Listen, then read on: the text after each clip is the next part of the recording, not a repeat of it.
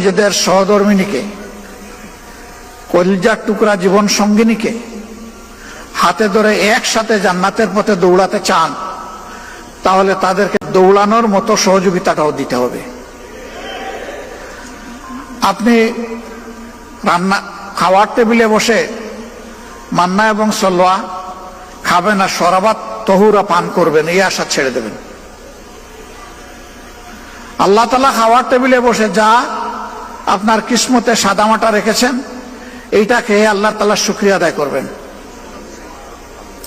খুদ ধরতে যাবেন না, লবণ বেশি হয়েছে নাকি তেলের বেশি জাল হয়ে গেছে, এই খুদ ধরতে যাবেন না। আপনার এই আস্থা থাকা উচিত। আপনার জীবন সঙ্গিনী তার পূর্ণ আন্তরিকতা দিয়েই আপনার জন্য চেষ্টা করেছে আপনি যে মান্না সালোয়া চান ওইটা আপনার সামনে দেওয়ার। এরপরে মানুষ হিসাবে তার যদি কোনো ঘাটতি হয়ে যায়, অপরের ঘরে তো গিয়ে বলবেনও না, নিজের ঘরে কখনো বলবেন না যে লবণ আর একটু বাড়াইয়া দিও। এটা না বলে বলবেন যে আমি তো লবণ একটু বেশি খাই, আমাকে একটু লবণদানিটা আগাইয়া দাও।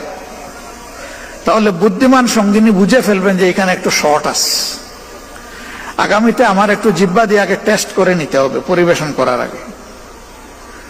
কিন্তু আপনি যদি বলেন যে এত কষ্ট করে বাজার করে এনে দিলাম, কি এইগুলা পাকাইছো, পাংশা জিহ্বায় কিছুই লাগে না, কি করছো এইগুলা, দিলেন তো দিলেন একেবারে কলিজার উপরে একটা মুগরের বাড়ি দিলেন।